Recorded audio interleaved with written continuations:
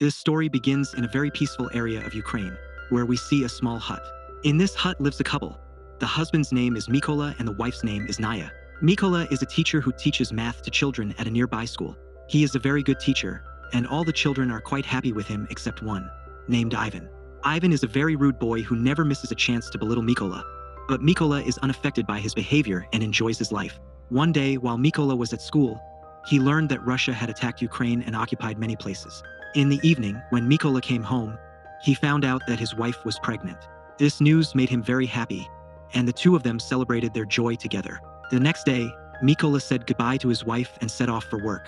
On his way, he saw two soldiers but didn't pay much attention to them and quickly reached his school.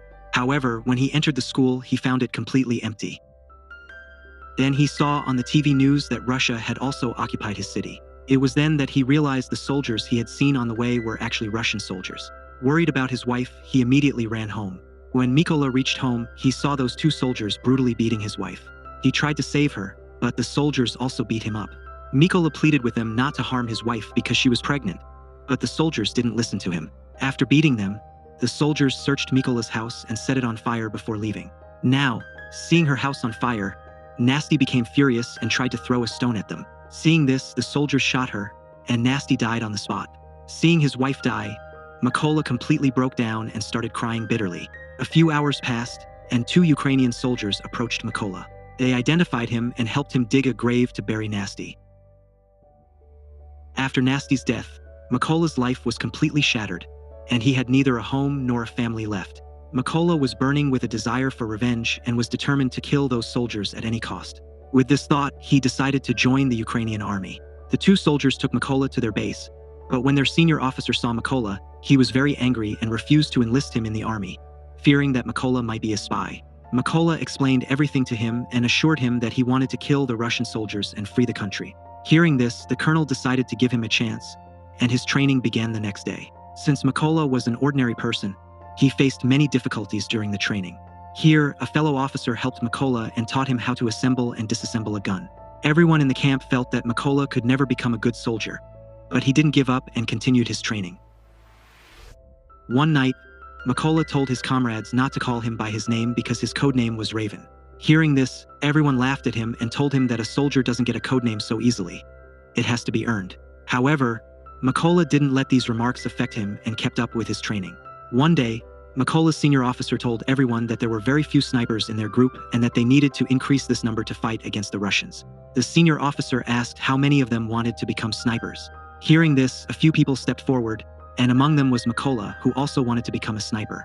Seeing Mykola, his senior said that he wasn't ready to become a sniper yet, as he couldn't even assemble and disassemble a gun properly, let alone become a sniper. To this, Mykola replied that he just needed one chance to prove himself, and he could do it in 20 seconds. Hearing this, Mykola's senior placed a gun on the table and asked Mykola to step forward. To prove himself, Mykola blindfolded himself and quickly disassembled and reassembled the gun, completing the task in just 18 seconds. Seeing Mykola's agility, everyone was quite impressed and applauded him. Recognizing his capability, he was included in the sniper training. During training, Mykola was given an old model gun, while the others received modern weapons. Seeing this, Mykola also demanded a modern weapon, to which the senior officer replied that if he wanted that gun, he would have to prove himself. Mykola had no other option, so he took what he was given and left. During training, the senior officer explained that a sniper, no matter what situation arises, does not move an inch from his position and keeps aiming at the target. For practice, the senior officer fired bullets near everyone, and any sniper who moved from his position was removed from the training. However, when it was Mykola's turn, he did not move an inch and kept his aim steady. In the next training session, the snipers were shown their target only once, then their eyes were covered, and they had to shoot the target based on estimation. The others completed this test, but Mykola failed because the gun he had was very old, making it very difficult to accomplish this task. The next training was even more difficult for the snipers as they had to shoot their target in the flare light at night. The senior officer released the flare, and everyone aimed, but no one could hit the target. Mykola, however, did not fire immediately. Instead, he estimated the distance of his target in the flare light, used his math knowledge, and made a perfect shot. Seeing this, his senior was very impressed and gave him his desired codename. Days passed, and Mykola dedicated himself entirely to his training. Finally, the day came when the results of their training were announced. Colonel saluted Mykola and told him that he had passed the test. A few days later, the colonel approached Mykola and told him to pack his things because they were going on a mission. There was news that some Russian soldiers had captured a checkpoint. Mykola's team quickly reached the location and positioned themselves to take aim at the Russian soldiers. Just as they were about to fire, they saw a vehicle approaching the checkpoint. The Russian soldiers stopped the vehicle and asked the occupants to get out. They checked their passports and searched the entire vehicle. When everything checked out, the soldiers allowed them to go but kept their passports. When the people protested, the soldiers beat them severely. Seeing all this, the colonel ordered his soldiers to fire, and in no time all the Russian soldiers were killed, completing their first mission. After the mission, when everyone returned to the base, Mykola noticed that many of his comrades were not there. He was informed that they had been sent on another mission. The next day, Mykola received news that many of his comrades had been killed during that mission, all by a Russian sniper named Siri, who was Russia's deadliest sniper. A few days passed, and Mykola set out on his next mission with his comrades. Upon reaching the location, they planted mines all around and took their positions. After a while, the Russian soldiers arrived, and among them was Ivan. Ivan was the same boy who used to trouble Mykola in school and had now joined the Russian army. As soon as their feet stepped on the landmines, there was a loud explosion, and they all were killed. The colonel explained to Mykola that he should not feel any sorrow for Ivan's death, because joining the Russian army was Ivan's own decision. After completing the mission, they returned to their base camp. Here, the colonel showed Mykola a photo of his family and told him that he had 3 family members, and his 2 daughters were unaware that their father was a soldier. Mykola also shared his entire story with the colonel, telling him how Russian soldiers brutally killed his wife. During this, Mykola became quite emotional, but the colonel consoled him. The next morning, they set out on their next mission. This mission was very important because they had received news that a group of Russian soldiers was going to pass through this route. The colonel and Mykola quickly reached the location and took their positions. After a while, they saw 2 Russian soldiers waiting for the rest of their team. Mykola noticed that one of the soldiers was the one who had shot his wife, and he was right in Mykola's crosshairs. Mykola asked for permission to shoot, but the colonel refused. Mykola was burning with rage and determined to kill his wife's murderer at any cost. He asked for permission to shoot again, but the colonel refused once more. However, Mykola's patience had run out and he fired the shot. The soldier died on the spot, but the Russians now knew their location. The worst part was that Siri, Russia's deadliest sniper, was also positioned nearby and had now discovered their location. The colonel knew Siri was around, so he started searching for him, but before he could locate him, Siri gave him a headshot, killing the colonel instantly. Mykola realized that the Russians had found their location and how his mistake had cost the colonel his life. The Russian soldiers began firing heavily at Mykola. Seeing the worsening situation, Mykola decided to retreat. He picked up the colonel's body and started moving back from his position. He quickly got out of the enemy's territory and headed straight to his base. Now, Mykola was deeply remorseful about the colonel's death and blamed himself for it. He vowed to kill Siri and avenge the colonel's death. Soon, Mykola received information about 2 Russian snipers, and he immediately set out on his next mission.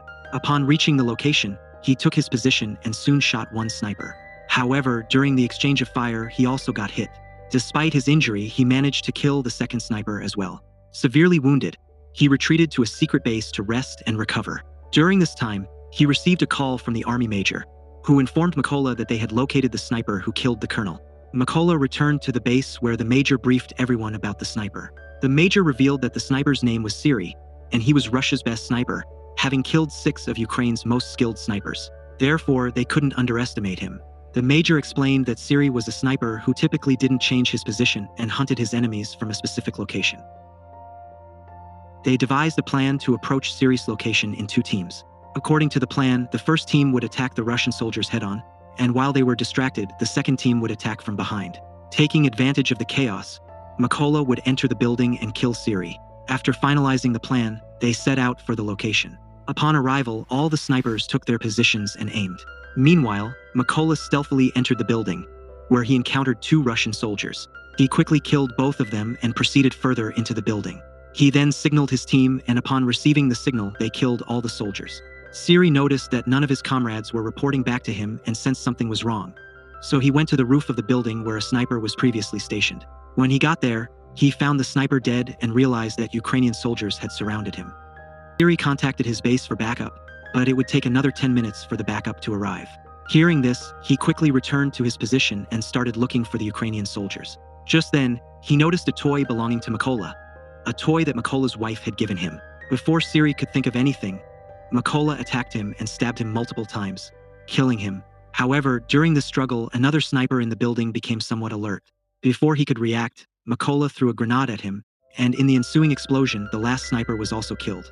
Meanwhile, the backup team that Siri had called for arrived at the building, unaware that Siri was now dead. When they called Siri, Mykola answered the call and told them that they were all going to die. He then shot the driver of the truck. As soon as the shooting started, panic spread among the Russian soldiers, and they all jumped out of the truck, unaware that Ukrainian snipers were lying in wait for them. The Ukrainian soldiers opened heavy fire, picking off each Russian soldier one by one. A few days after this mission, Mykola visited his wife's grave because he had fulfilled the promise he had made to her. He had killed all those who had murdered his wife and the colonel.